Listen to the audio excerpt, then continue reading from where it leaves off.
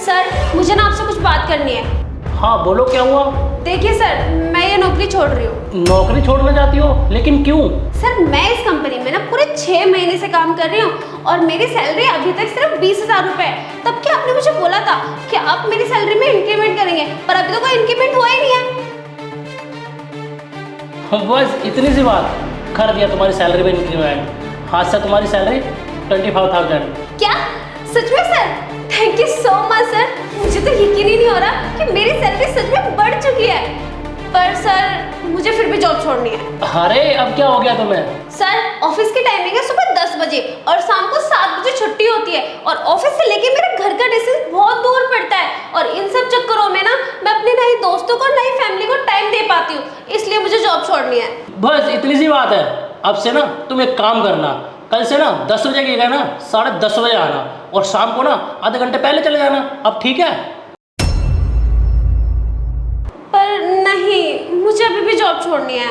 अरे अब क्या हुआ? अब क्यों दुखी हो? अब तो मैंने सब कुछ कर दिया तुम्हारे लिए।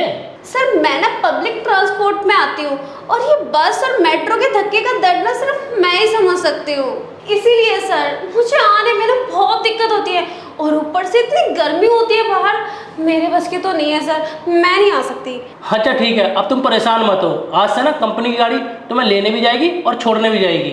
अब ठीक है? लेकिन सर एक और रिक्वेस्ट थी आपसे। अरे सब कुछ तो कर दिया अब तुम्हारे हिसाब से, अब क्या रिक्वेस्ट है? सर 6 महीने से वर्कलोड इतना था ना कि मैं थक चुकी हूँ। अगर एक वीक की अगर लीव मिल जाती तो अच्छा होता। अच्छा बस इतनी सी बात? जाओ तुम एक हफ्ते के लिए ना गोवा घूम के आओ, तुम्हारा सारा काम ना सागर देख लेगा। Thank you so much sir, you are the best.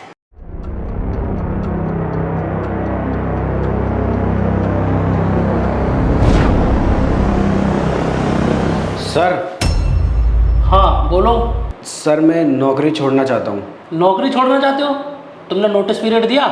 तुम्हें पता है ना कंपनी के रूल्स, अगर 1 महीने पहले नोटिस पीरियड नहीं दिया ना तो तुम्हें इस महीने की सैलरी नहीं मिलेगी। समझ में आया? सर सैलरी की तो बात है सारी, मैं पिछले 3 साल से इस कंपनी में काम कर रहा हूँ, लेकिन मेरी सैलरी फिर भी 18,000 रुपये है। अगर आप मेरी सैलरी बढ़ा देंगे तो बहुत अच्छा होगा सर। अच्छा तो तुम अपनी सैलरी बढ़वाने आए हो? तुम्हें पता है मार्केट में कंपटीशन के कारण ना नौकरियां तक नहीं है, और जो नौकरी कर रहे हैं ना उन्हें आधी सैलरी पे काम करवाया जा रहा है। अरे तुम्हें तो खुश होना चाहिए कि तुम्हें मेरे जैसा अच्छा बॉस मिला है। ठीक है सर, अगर आप मेरी सैलरी नहीं बढ़ा सकते तो थोड़ा टाइमिंग का देख लो। अब टाइमिंग का क्या इशू हो गया तुम्हें? सर मैं अपने घर वालों को बिल्कुल भी टाइम नहीं दे पाता। सुबह 7 बजे निकलता हूँ घर से ऑफिस आने के लिए, तब जाके यहाँ पे 10 बजे पहुँच पाता हूँ। और सर जब ऑफिस से 7 बजे निकलता हूँ तो रोड पे इतना ट्रैफिक लगा रहता है कि घर जाते जाते 11-12 बज जाते हैं, और इस चक्कर में मैं अपनी फैमिली वालों को बिल्कुल भी टाइम नहीं दे पाता। ठीक है, अगले महीने से ना ऑफिस आने की कोई ज़रूरत नहीं है, अपनी फैमिली को टाइम देना। जाओ यहाँ से। सर सॉरी सर, कल से मैं टाइम पे आ जाऊँगा और टाइम से चले जाऊँगा, मुझे और कोई इशू नहीं है। सर मेरी एक रिक्वेस्ट है, क्या आप मेरी छोटी सी हेल्प कर सकते हैं? अब क्या चाहिए तुम्हें, बोलो। सर वो क्या है ना, मेरा ऑफिस आने जाने में किराया बहुत लग जाता है, अगर आप ऑफिस की कैब करवा दे तो मेरी थोड़ी हेल्प हो जाएगी। और वैसे भी सर मेरी सैलरी बहुत कम है। मान गए तुम्हें, मैंने तुम्हारी सैलरी बढ़ाने से मना कर दिया तो नए नए तरीके अपना रहे हो। सुनो मेरी बात, वो कैब ना सीनियर्स के लिए है, ना कि तुम जैसे छोटे एम्प्लॉय के लिए। कल से तुम्हें ना बस से आना है तो आओ, वरना कोई बात नहीं, जॉब छोड़ दो, घर बैठो अपने। नहीं सर, मैं मैनेज कर लूँगा।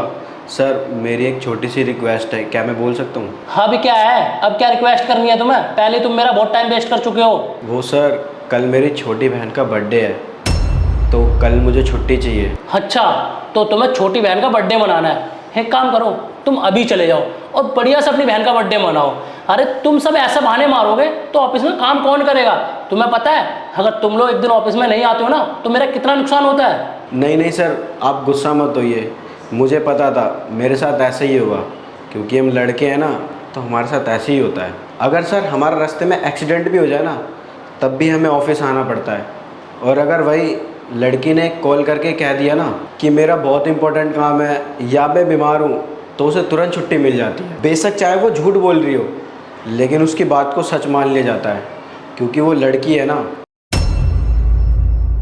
सर आपको पता है मैं इस ऑफिस में ना पिछले 3 साल से काम कर रहा हूँ, लेकिन आपने कभी मेरे बारे में नहीं सोचा।